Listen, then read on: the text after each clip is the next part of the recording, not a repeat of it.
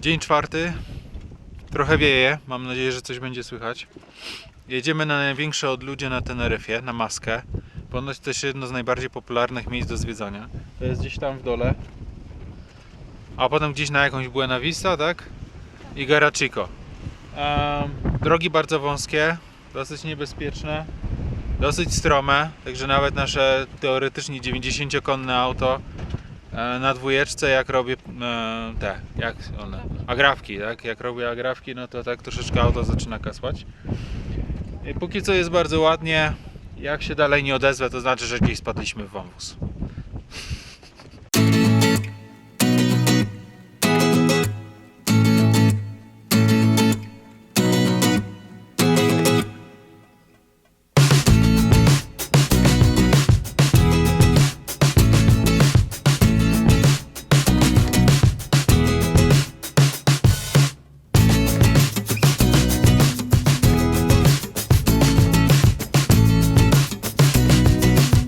A potem jak obejrzymy Maskę, jedziemy tam do góry. Już się boję. Jesteśmy na Masce i faktycznie odludzie. Dziura, wąwóz pośrodku niczego, bardzo malowniczo. Jedna mała wioseczka, wbita tutaj w stok skały. Oczywiście wszystko skoncentrowane na turystów, restauracje, bary. Generalnie pokażę wam troszeczkę krajobrazu. Najważniejsza tutaj jest ta skała. Dalej ponoć można iść tutaj, tam gdzieś w dół. Idzie ścieżka, która prowadzi aż za tą skałę, tamtą stronę na plażę. Tylko trzeba uważać, bo to idzie wąwozem chyba rzeki, której w tym momencie nie ma. No i możliwe usunięcia skał i tak dalej, więc trzeba uważać. Ponoć plaża też bardzo ładna, ale chyba już sobie dzisiaj odpuścimy, nie wzięliśmy rzeczy do wędrowania, więc byłoby to troszkę niewygodne. No i krajobraz generalnie bardzo ładny, niestety trochę kable psują efekt.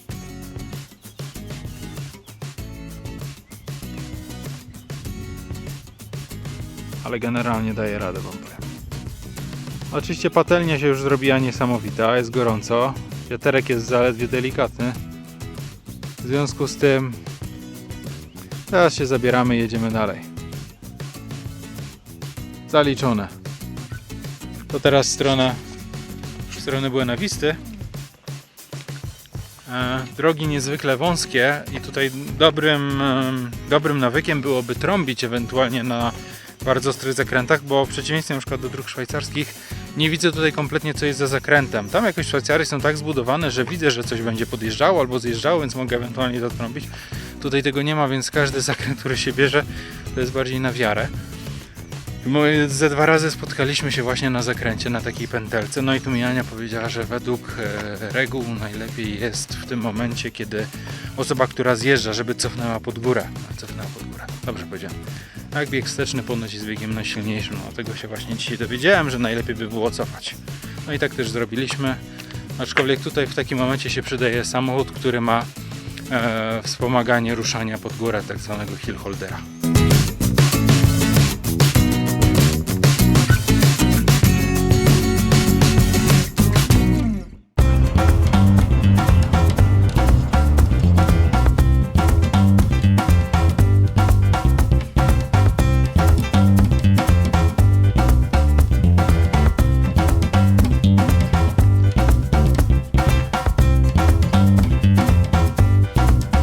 To jest jakaś ta tablica. A dużo nie widać, zniszczona, nie? O, gdzieś tam jedziemy. To ma 1000 metrów tej góry. To? No.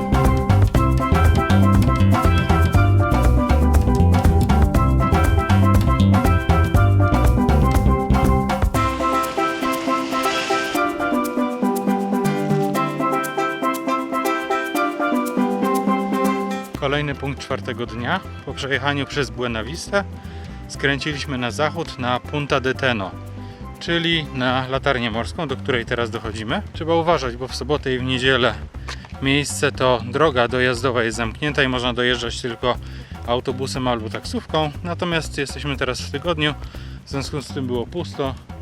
W miejscach parkingowych troszeczkę tylko samochodów. Generalnie powiem Wam, że jest to chyba najładniejsze miejsce póki co na Teneryfie, które widzieliśmy. Skały Los Gigantes. Gdzieś tam, tu mamy swój hotel, czyli jesteśmy po drugiej stronie. Najbardziej wysunięty na zachód punkt Teneryfy. Nie jestem pewien, ale chyba nie jest aż tak znowu rozreklamowany jako atrakcja turystyczna. W związku z tym nie ma tutaj zbyt dużo ludzi, a plaża jest naprawdę fajna.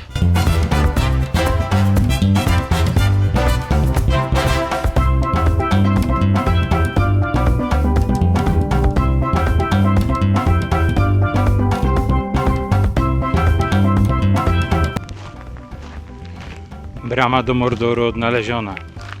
Znajduje się na Teneryfie.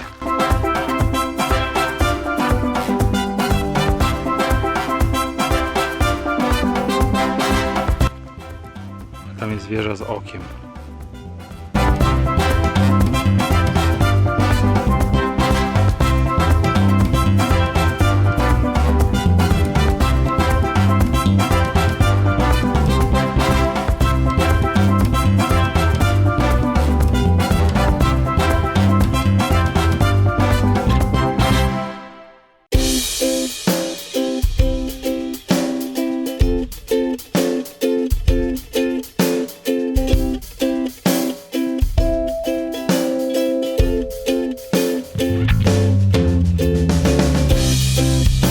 To jest Teide.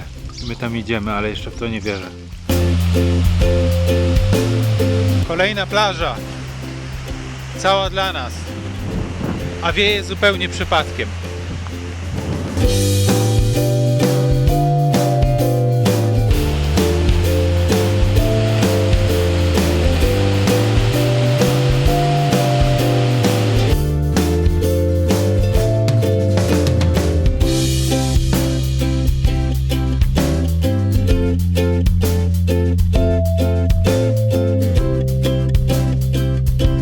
To są niby naturalne baseny i można się tu kąpać.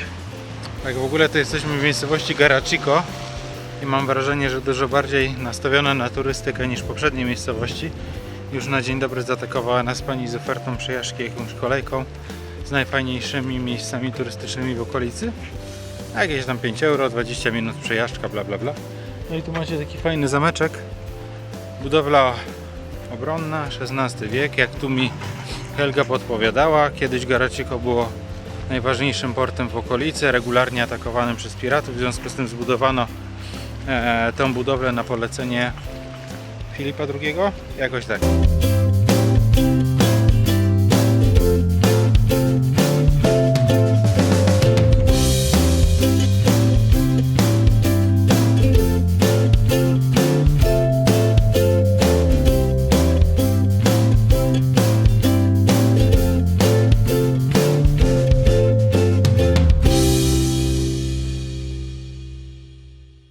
Trup Garachico z XVII wieku, zbudowany w 1601, nieco ponad 100 lat później, cudownie uratowany przed erupcją wulkanu. Ponoć fasada jedna z najładniejszych na wyspie. Tak przynajmniej piszą na wejściu.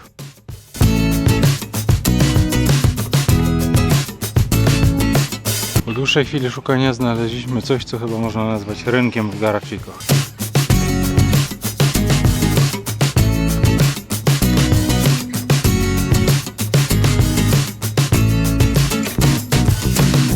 W drugiej części Garachico zaczęło nas dopadać trochę znużenie, zmęczenie. Zrobiliśmy się głodni, więc zatrzymaliśmy się na takim pseudoryneczku.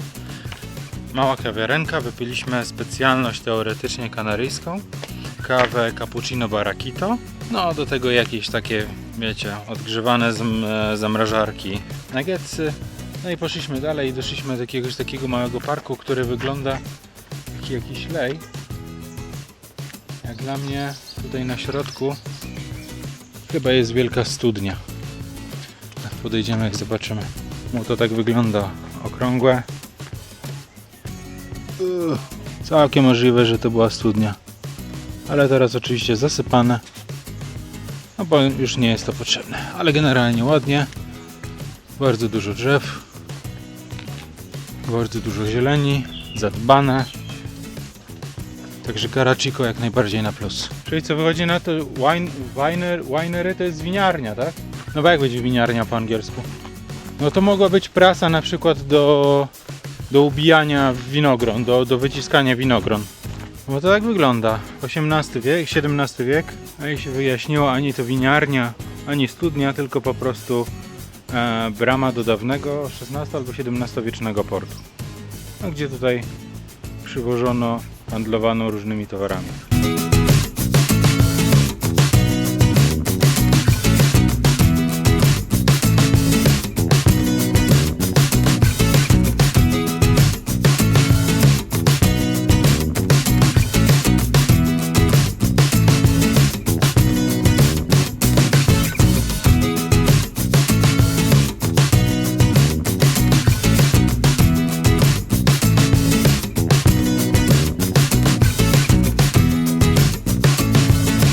Czwarty dzień za nami. Chociaż tak mi się wydaje, że jeszcze trochę to nie będę musiał tych dni liczyć i wam mówić, bo po prostu będziecie widzieli kolor mojej twarzy zmieniający się wraz z upływem czasu. Zresztą to już widać.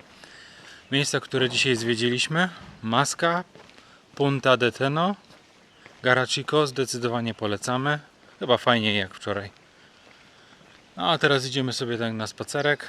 Jutro taki mały test naszych zdolności. Spróbujemy wejść, no jak się ta góra nazywa, na którą wchodzimy? Guajara, ok. Guajara. Jakieś 2600 metrów. No kilkaset metrów będziemy mieli do góry. Chcemy zobaczyć, w jaki sposób będzie się zmieniała temperatura, czy będzie troszeczkę wiatru. No jak będzie ze słońcem, żeby się przygotować na możliwość wejścia na Teide. I takich kilka informacji praktycznych. W hotelu wzięliśmy sobie halb pension, czyli śniadanie, obiad, kolację, z tym, że tą obiad, kolację można sobie powiedzieć, czy chcemy to na obiad, czy chcemy na kolację. A w międzyczasie wykorzystujemy ten czas pomiędzy posiłkami, żeby jeździć gdzieś tam, coś zwiedzać, no żeby nie być tak po prostu przywiązanym do hotelu.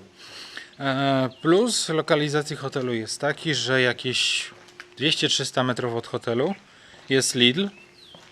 W związku z tym można bardzo dużo zaoszczędzić. Ceny dosyć podobne do tych, które są w Polsce. Pomiędzy tymi miejscami, czyli Lidlem i hotelem, jeszcze jest dodatkowo parking. Z tym, że kosztuje on 12 euro za dzień. W związku z tym z niego zrezygnowaliśmy i parkujemy auto w jednej z uliczek. Gdzieś tam pod wieczór się te miejsca przy uliczkach zwalniają i można sobie auto zostawić. No i to by było na dzisiaj tyle. Zapraszam na dzień 5. No i zobaczymy, czy uda nam się na tą Guajarę wejść, czy w ogóle znajdziemy to miejsce, skąd mamy tą wędrówkę rozpocząć. I to tyle na dzisiaj. Cześć!